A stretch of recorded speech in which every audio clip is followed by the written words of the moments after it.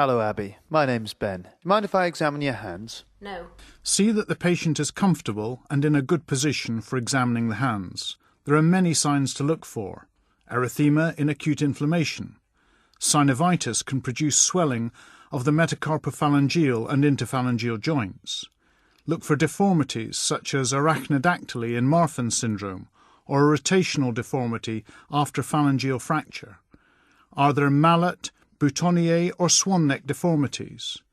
Dupuytren's contracture can cause fixed flexion of the metacarpophalangeal and interphalangeal joints of the ring and little fingers.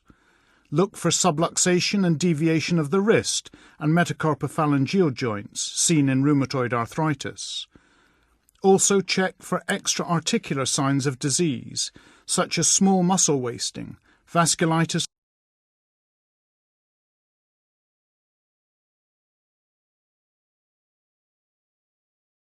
Examine the proximal extensor surface of the forearms for rheumatoid nodules.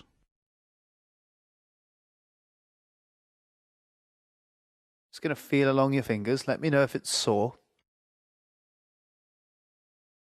Palpate along each finger for swelling or tenderness.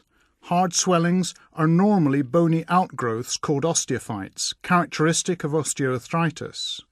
They're called Heberdens or Bouchard's nodes when they occur at the distal interphalangeal and proximal interphalangeal joints respectively.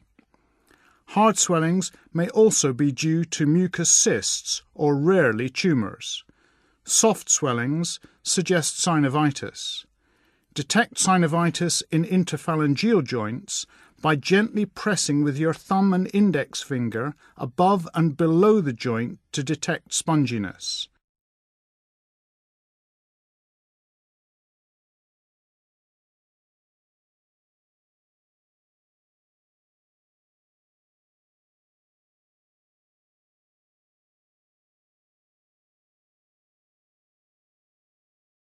Palpate around the wrists for swelling or tenderness.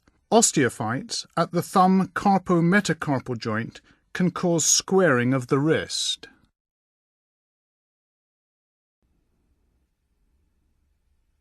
Just going to gently squeeze your hand. Again, let me know if it's sore.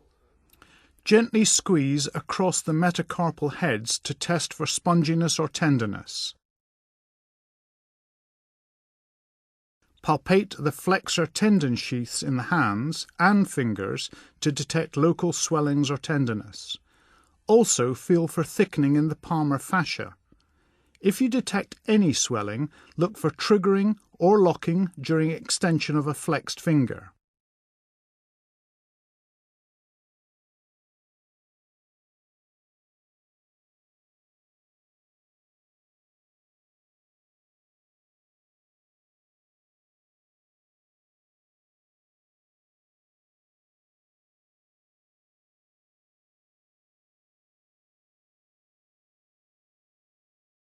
Next, we examine movement in the wrist and hands.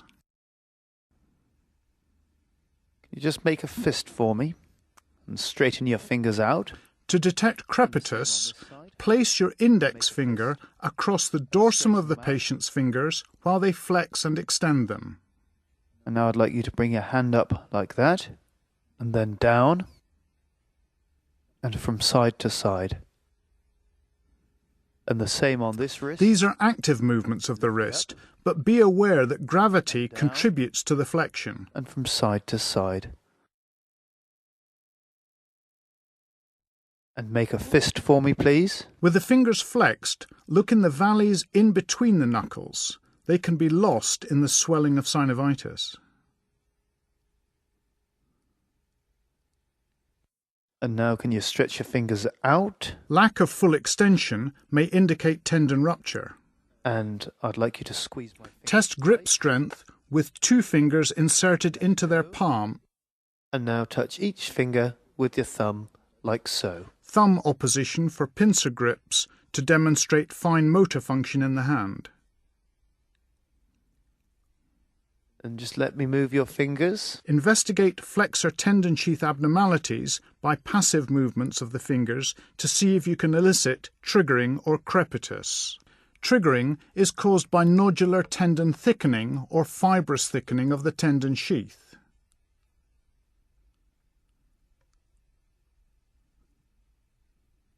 And the same on this hand. The finger tends to jam in a flexed position and requires an external or passive extending force in order to straighten.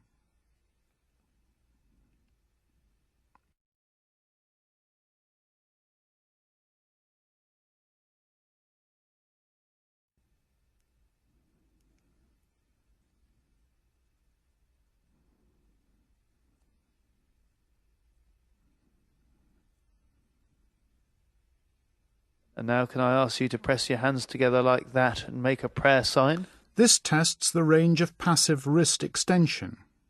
And now flex them the other way. And extension. Look for symmetry of the elbow and shoulder positions. The normal range is 90 degrees in each direction. Thank you very much.